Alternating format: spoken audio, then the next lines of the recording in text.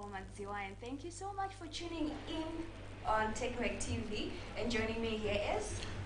Good morning, viewers. My name is Stuart Namburu. Thank you so much for joining us. You're watching us live on Facebook at TechNet TV and also on YouTube. This is our morning news headlines show. So quickly, let's get down into the headlines. We're going to start with the Herald. It says Manguja bombshell.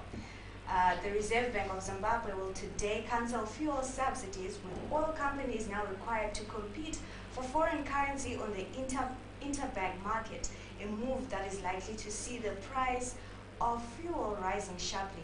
Central Bank Governor John Manguja yesterday said the bank was dropping the 1:1 peg from the fuel importation matrix, which many fear will trigger another round of price rises and a domino effect in an economy already experiencing high inflation. This comes as the central bank said it had secured 500 million loan from the unspecified international banks to support its interbank currency market to ease shortages of hard currency.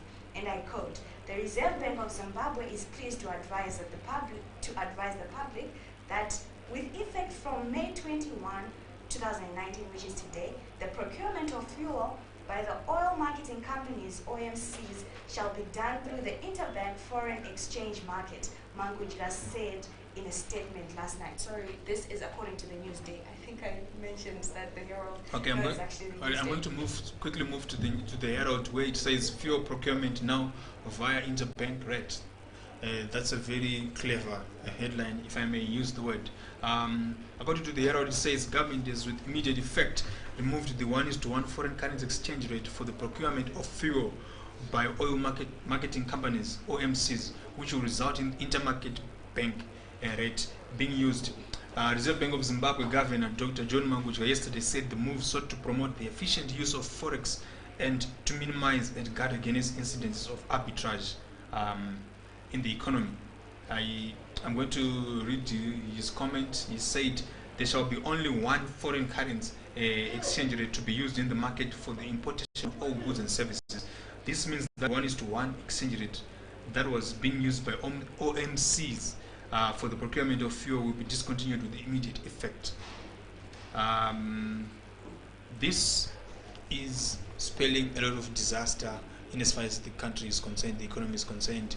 You know, they have abandoned their 1:1 interbank rate, and they are now moving with the prevailing interbank rate, which will result in fuel increases. That is inevitable. You can't stop that, because those OMCs, they have to cushion themselves with the cost that they are incurring, since that the government has a very hefty taxing system when it comes to fuel importation. So fuel prices are going to increase, and according to unverified social media reports, we've been seeing that some service stations in and around the country have already increased their prices, and for diesel is going for $4.90 per liter. I'm not sure about fuel, about petrol, but what I can confirm is diesel is now going for $4.90 at some local fuel stations. It's a very worrisome stage. It is. So basically, what we've gathered from this articles is that, first of all, the OMCs were actually still using the rate 1:1, which is what has made them impossible to sustain the whole process till this day. And the second thing is fuel is going to increase. It's going to increase. It's going to be off the roof. And sadly, it's going to be available. Yes, this is going to make fuel available, yeah. But it's not going to be affordable. Yeah. Which means that most cars will probably park.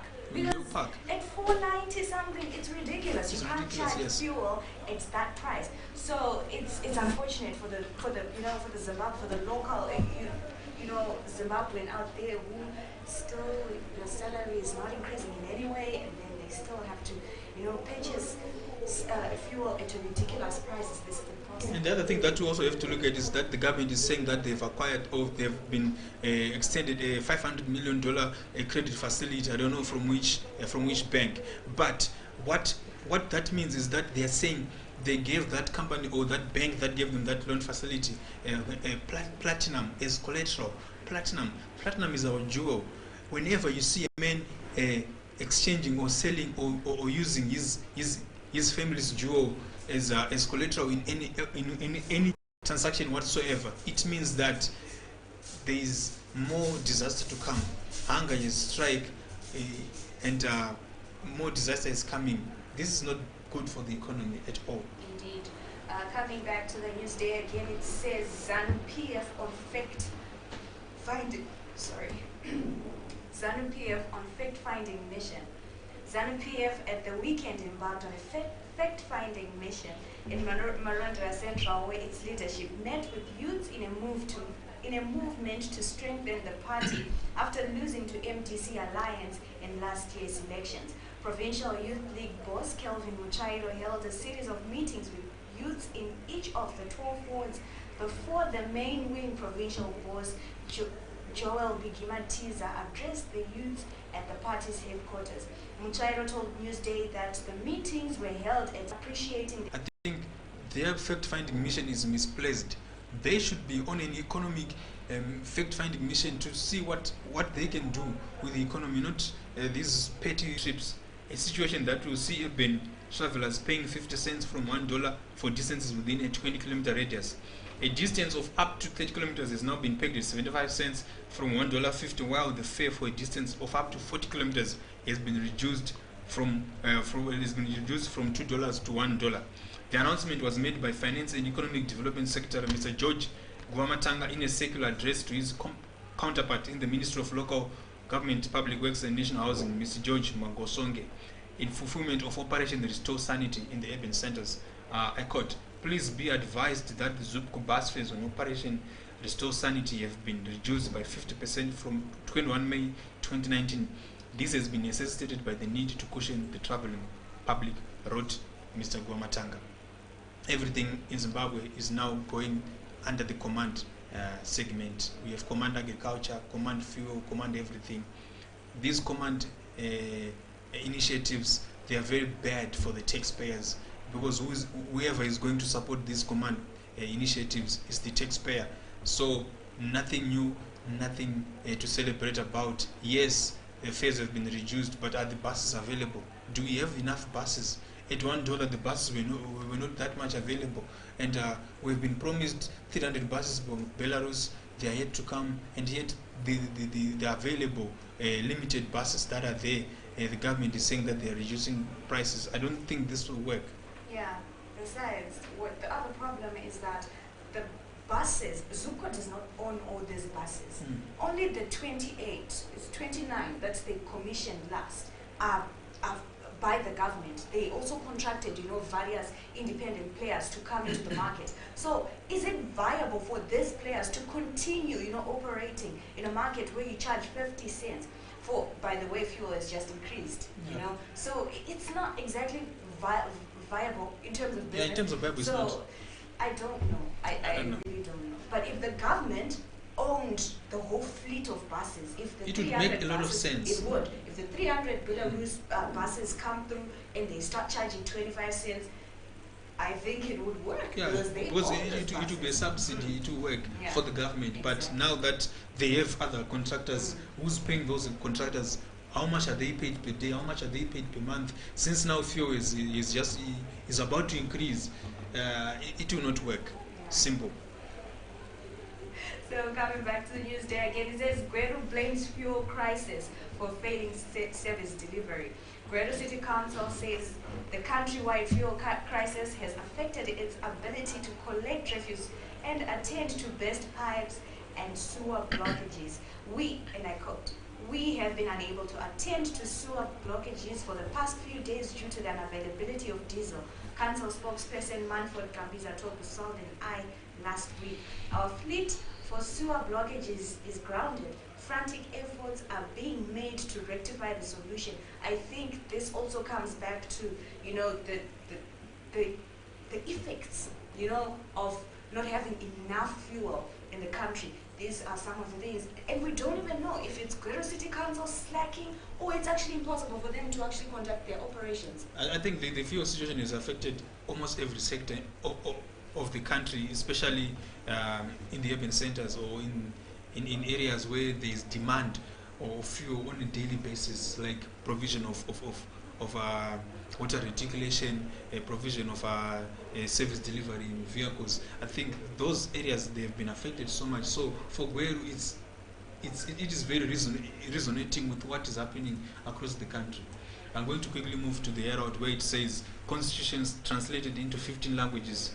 It says government, in collaboration with the Zimbabwe Catholic Bishops' Conference, has launched copies of the Constitution of Zimbabwe that have been translated into 15 indigenous languages as a way of enhancing justice and democracy through universal access to the supreme law of the land.